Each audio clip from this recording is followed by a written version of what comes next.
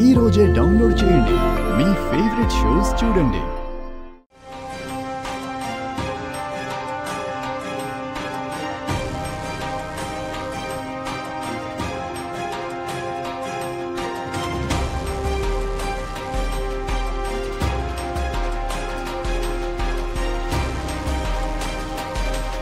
ఎరా రామలక్ష్మి కనిపించిందా? అన్నయ్య కనిపించిందంటమ్మా. తీసుకొస్తున్నాడు. ఇప్పుడే కాల్ చేసి చెప్పాడు.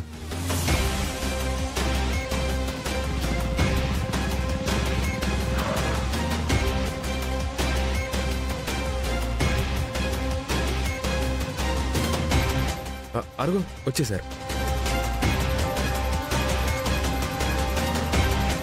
ఏం తల్లి, పగలు చేసే ఉద్యోగాలు సరిపోవట్లేదా? రాత్రి కూడా మొదలు పెట్టావా? అమ్మా రాగానే నువ్వు మొదలు పెట్టావా? తను ఎక్కడికి వెళ్లిపోయిందని మేము ఎంత భయపడ్డామో తెలుసా మామయ్య? మీరు నా గురించి భయపడ్డారా? చెప్తా. తెలుసు తెలుసు. ఒళ్ళంతా చెమటలొచ్చాయి, మాటలు తడబడ్డాయి, ఉడికిపోయారు పాపం. జోక్ చేస్తున్నావా? నువ్వు చెప్పింది కూడా నాకు అలాగే అనిపిస్తుంది. శౌర్య, రామ ఎక్కడుందిరా? ఊరు చివర మర్రి చెట్టు ఉంది కదమ్మా, అక్కడ పడుకొని ఉంది.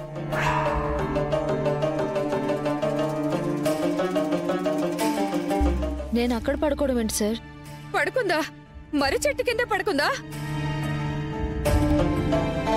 మర్రి చెట్టు మీద బేతాళాలు పిశాచాలు ఉంటాయని విన్నాను. రాత్రిళ్ళు ఊడలు పట్టుకుని ఊగుతాయని కూడా విన్నాను. నువ్వు అక్కడికి వెళ్ళడం ఏంటి రామలక్ష్మి? రాత్రులు పిశాచాలతో సావాసం చేస్తున్నావా ఏంటి? లేదత్తయ్య, నాకు నేను అక్కడికి వెళ్ళలేదు. ఎవరో పేపర్ మీద రాసి నన్ను మిస్లీడ్ చేసి అక్కడికి తీసుకువెళ్లారు. అబద్ధం. అక్కడ చంపాలని కూడా చూశారు. ఇది ఇంకా అబద్ధం.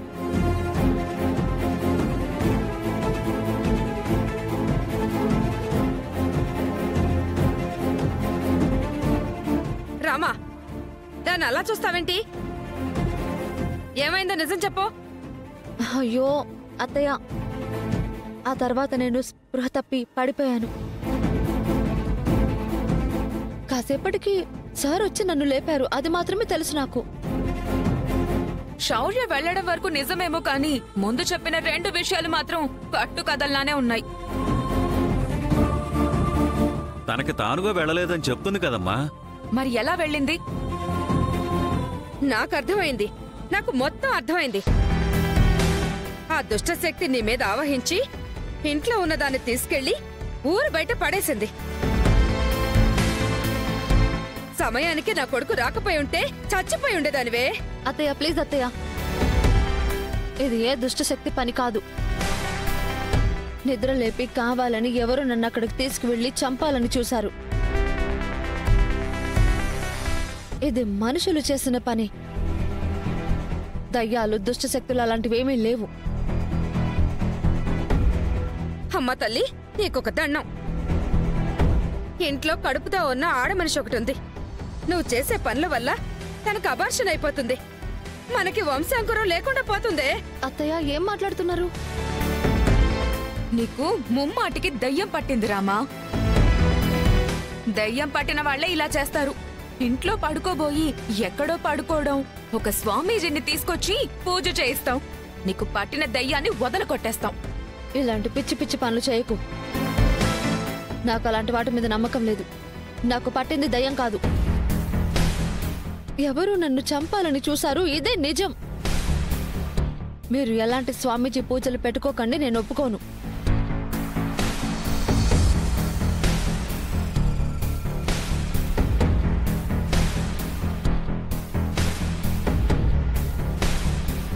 ఒరే శౌర్య, ఏంట్రా ఇలా మాట్లాడుతుంది? ఎవరి కోసం చెప్తున్నావు? తల్లి లాంటి దాన్ని, తన కోసమే కదా చెప్తుంది. అర్థం చేసుకోకపోతే ఎలా? తల్లి చెప్పినట్టుగా చెప్తే వినేదేమో. నువ్వు అత్త చెప్పినట్టుగా చెప్పావు. అయితే వాళ్ళమ్మ నాన్ననే ఫోన్ చేసి పిలిపించండి. వాళ్ళు చెప్తేనైనా వింటుందేమో. స్వామీజీని పిలిపించి ఆ దయ్యాన్ని వదలగొట్టించాలి. అరే శౌర్య, ఇంకా చూస్తున్నావేంటి? వాళ్ళ అమ్మ నాన్నకు ఫోన్ చేసి రమ్మని చెప్పు. ఒప్పుకుంటే పూజకు ఒప్పుకుంటుంది, లేదంటే వాళ్ళ కూతురు తీసుకుని వాళ్ళు వెళ్ళిపోతారు. మనకెందుకు ఈ బాధలన్నీ? అమ్మా అస్మిత, నువ్వు లోపలికెళ్ళు. మీరు కూడా రండి.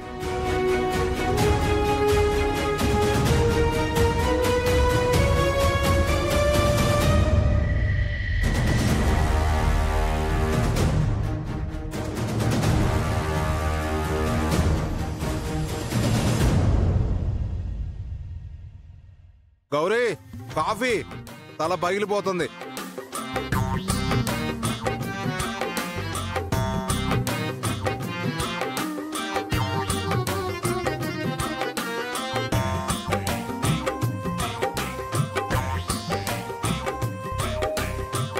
ఆహా, ఓహో,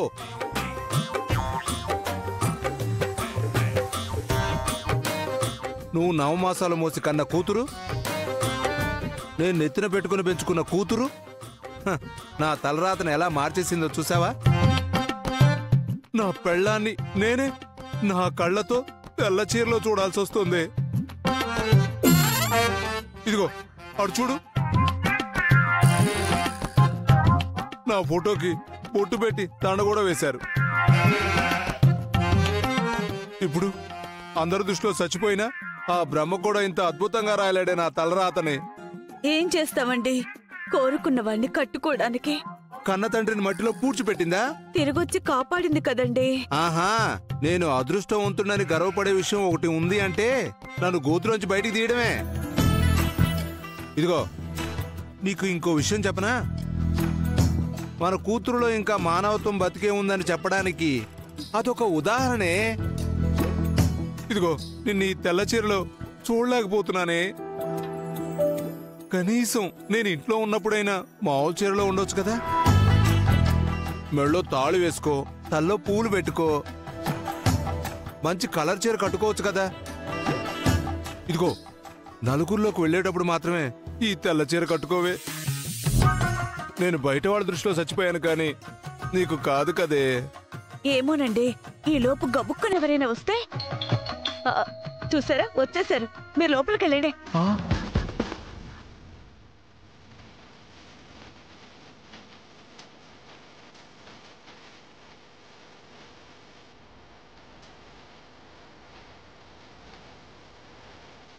అమ్మచ్చాను, మీరా? రండి రండి, లోపలికి రండి రండి. ఏమండి ఏమండి ఏమండి ఏమండి, మన అమ్మాయి వచ్చింది, బయటికి రండి. తలుపు కూడా గడిపెట్టేశాను. రండి రండి, ఏం కాదు, మన అమ్మాయే. మనమ్మాయేనా?